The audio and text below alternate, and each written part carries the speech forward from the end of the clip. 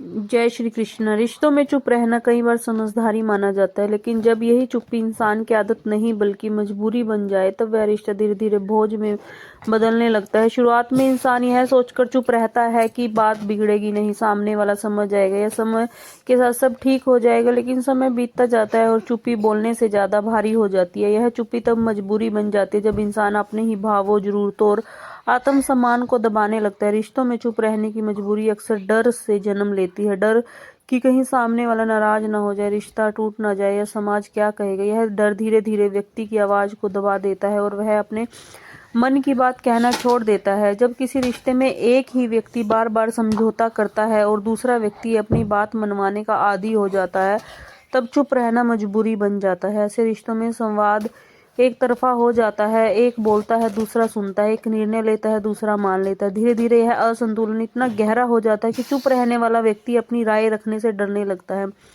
उसे लगता है कि उसकी बात का कोई महत्व नहीं है। यह स्थिति रिश्तों में मानसिक थकान, अकेलापन और अंदर ही अंदर टूटने का कारण बनती है।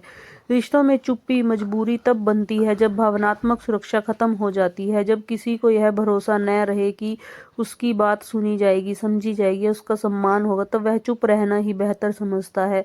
बार बार अनदेखी, ताने, मजाक या गुस्से का सामना करने के बाद इंसान खुद को बचाने के लिए चुप हो जाता है। यह चुप्पी आत्मरक्षा का तरीका बन जाती है, लेकिन लंबे समय में यही आत्मरक्षा आत्म नुकसान में बदल जाती है।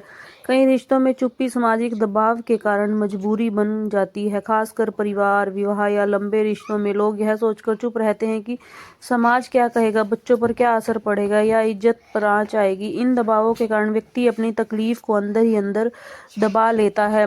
वह बाहर से सामान्य दिखने की कोशिश करता है, लेकिन अंदर से टूटता रहता है। ऐसी चुप्पी रिश्ते को बचाने की नहीं बल्कि व्यक्ति को खोखला करने की प्रक्रिया बन जाती है। रिश्ते में चुप रहना मजबूरी तब भी बनता है जब सामने वाला व्यक्ति संवाद की जगह नियंत्रण का इस्तेमाल करता है। जब हर सवाल पर गुस्सा, हर असहमति पर ताना और हर सच पर सजा मिले, तब इंसान बोलना छोड़ देता है। उसे लगता है कि चुप रहना ही शांति का रास्ता है, लेकिन यह शांति नकली होती है, क्योंकि भीतर असंतोष, दुख और नाराजगी लगातार बढ़ती रहती है। दबा हुआ भावनात्मक बोझ कभी न कभी मानसिक तनाव, अवसाद या अचानक फूट पड़ने वाले गुस्से का रूप ले लेता है।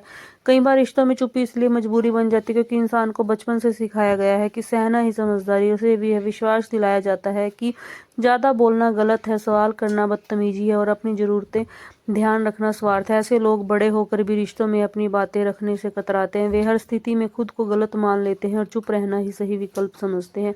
यह मानसिकता रिश्तों में असमानता को जन्म देती है। रिश्तों में चुप्पी मजबूरी बनते बनते आदत बन जाती है।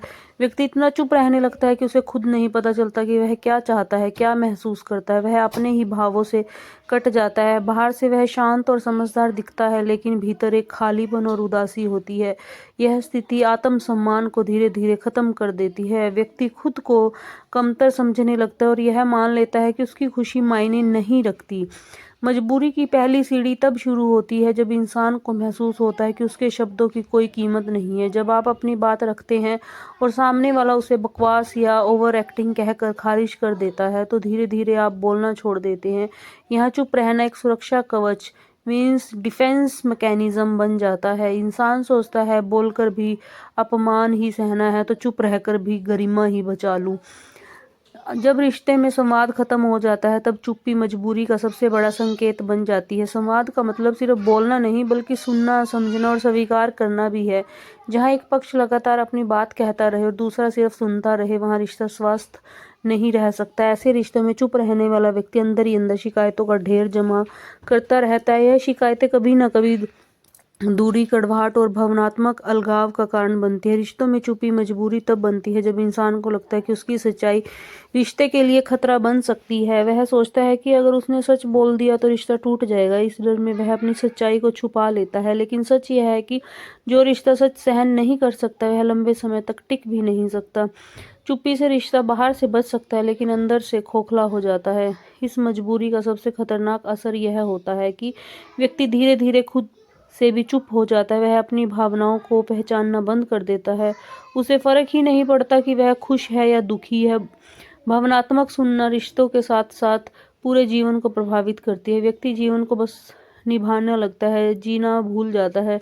रिश्तों में चुप्पी मजबूरी नहीं बननी चाहिए, यह समझदारी हो सकती है लेकिन सीमा तक। जहाँ चुप रहना आत्मसम्मान, मानसिक शांति और भावनात्मक स्वास्थ्य को नुकसान पहुंचाने लगे, वहाँ चुप्पी तोड़ना जरूरी होता है। स्वस्थ रिश्ते वही रिश्ते होते हैं जहाँ दोनों को बोलने, महसूस करने और खुद को ही आज़ादी हो। जहाँ चुप डर से नहीं, समझ से आती है। यह सबसे खतरनाक स्थिति है। जब आप किसी से उम्मीद करना छोड़ देते हैं तो शिकायतें भी खत्म हो जाती हैं। शिकायत वहीं होती है जहां हक होता है।